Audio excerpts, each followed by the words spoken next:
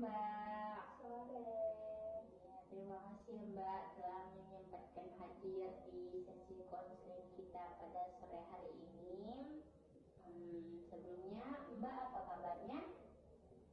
Baik. Oke, alhamdulillah kalau begitu.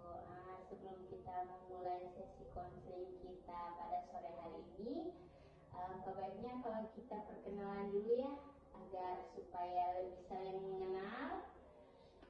Sebelumnya perkenalkan, nama saya Dwi Rahmadani. Kalau saya boleh tahu nama Mbaknya siapa? Ayu. Oh, Ayu, dengan Mbak Ayu ya? Iya. Oke. Di sini kita akan melakukan sesi konseling, Mbak. Sebelum kita melakukan sesi konseling di sini, Mbak bebas bercerita. Apapun yang Mbak ceritakan, apapun Mbak sampaikan di sini akan saya jaga kerahasiaannya. Jadi Mbak bercerita aja, tidak perlu ada rahasia-rahasia atau tidak perlu canggung-canggung, Mbak. Apapun itu Mbak cerita aja ya. Akan dijamin kerahasiaannya. Akan saya simpan rahasianya. Oke. Sebelumnya apa yang membawa Mbak ingin konseling dengan saya ini? Membuat saya konseling sama Mbak Dwi yaitu karena saya merasa tidak percaya diri. Merasa tidak percaya diri ya Mbak. Ya. Kalau saya boleh tahu, boleh Mbak ceritakan dulu itu gimana maksudnya kurang percaya diri dalam konteks apa? Kalau saya itu tidak percaya diri dalam konteks contohnya saya presentasi. Nah, kalau presentasi itu menurut saya misalnya kan ada teman yang ketawa terus saya dia itu tertawakan saya, jadi saya itu merasa ketakutan, sudah tidak fokus lagi, Mbak.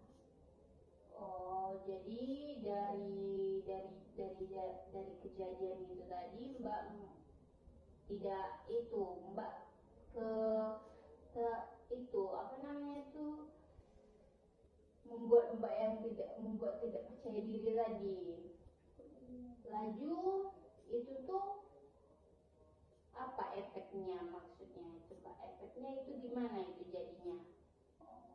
Efeknya tuh membuat saya ketakutan dan terus saya itu tidak berani lagi untuk presentasi di depan, terus misalnya ngomong di depan itu merasa ketakutan kayak gitu. Kayak orang itu mengetawakan saya.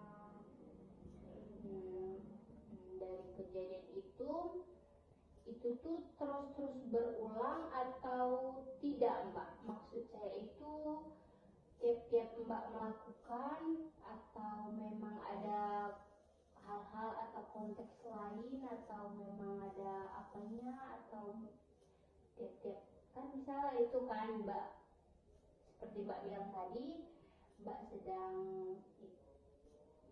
presentasi kan ada yang tertawa tuh Mbak langsung mikir kalau orang-orang tadi nertawakan Mbak. Nah itu tuh tiap-tiap konteks yang kayak gitu atau memang ada waktunya itu Mbak atau gimana itu? Oh, biasanya itu tuh ada waktunya. Oh, jadi waktunya itu waktu gimana itu Mbak? Waktu saya presentasi atau saya lagi di depan atau saya lagi ngomong di depan orang banyak, membuat saya tuh jadi kayak trauma ya kayak gitu. Oh, trauma. Mbak ada trauma. Sejak kapan itu Mbak? Kalau saya boleh tahu kejadian itu Mbak mulai merasa kayak gitu itu sejak kapan? Oh, itu tuh kejadiannya sejak saya SMP. Sejak SMP, sudah cukup lama juga ya Mbak? Iya. Jadi sejak mulai SMP sampai sekarang itu Mbak? Iya. Masih terbawa-bawa sampai sekarang tuh? Oh,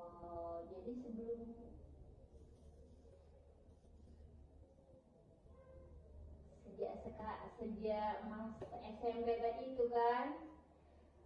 Sekarang mbak sudah masih kuliah, jadi itu kalau di perkuliahan itu kan malahan semakin itu loh mbak. Kalau dari pengalaman saya itu kan, kalau kuliah itu kan kita kan kuliah nih, ketemu banyak orang, tambah lagi pasti banyak banget cobaan tantangannya itu kan mbak. Gimana itu cara mbak menghadapinya mbak? Atau ada nggak di dalam diri mbak itu mbak bilang, mbak tanamkan atau apa kayak gitu, supaya mbak harus percaya diri atau gimana gitu? Belum ada atau belum mbak coba atau gimana mbak? Oh, itu tuh sudah saya tanamkan, tapi awalnya karena kita tuh trauma kan, jadi kalau trauma itu kan akan ketakutan tuh akan terus kayak gitu. Oh, jadi mbak itu Kayak dihantui dengan ketakutan itu.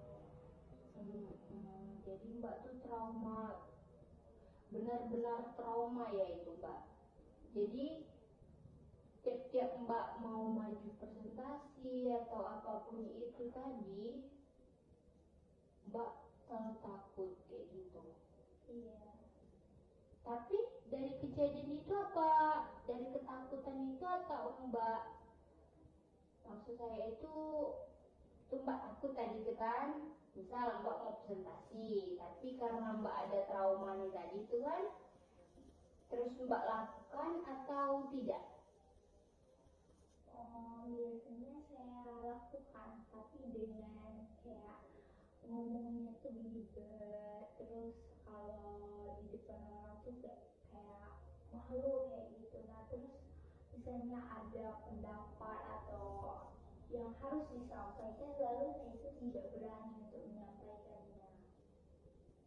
Oh, jadi mbak itu lebih ke mendam ya mbak? Ini tipe orang yang memendam ya mbak?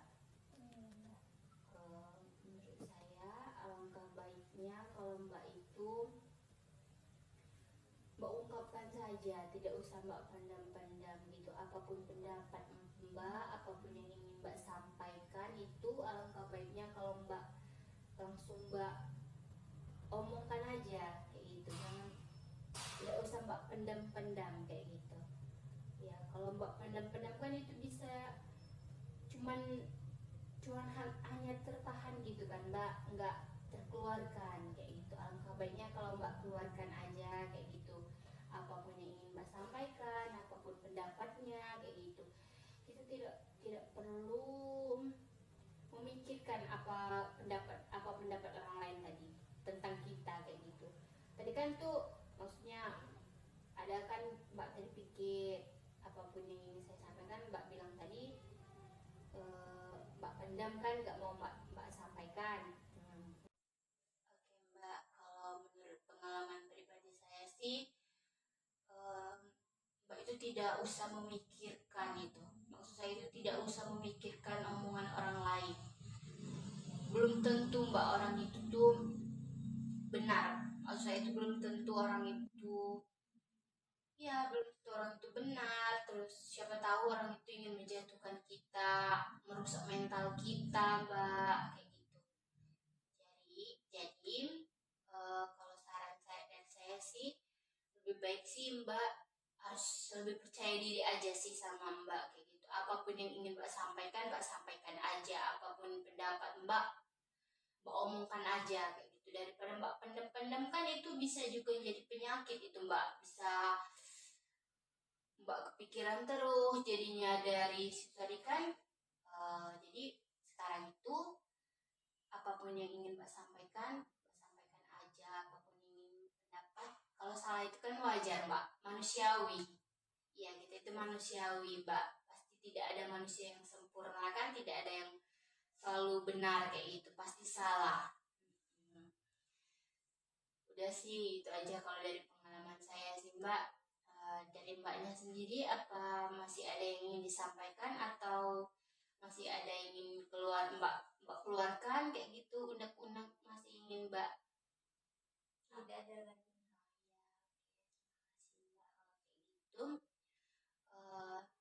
Gimana perasaannya sekarang Mbak? Setelah udah cerita tadi kan, Mbaknya udah cerita, saya udah juga sharing pengalaman saya tadi kan. Nah, gimana tuh Mbak?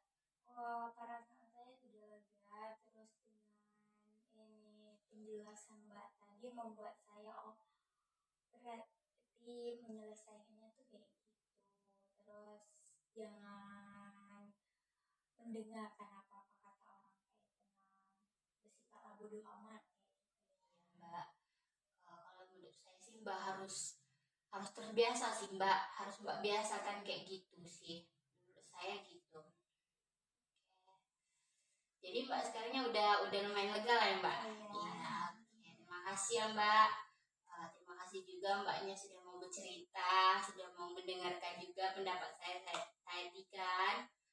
Semoga Mbak kedepannya Mbak lebih percaya diri lagi, Mbak lebih pede lagi lah, maksudnya terus tidak terlalu memikirkan omongan orang lain kayak gitu ya Mbak.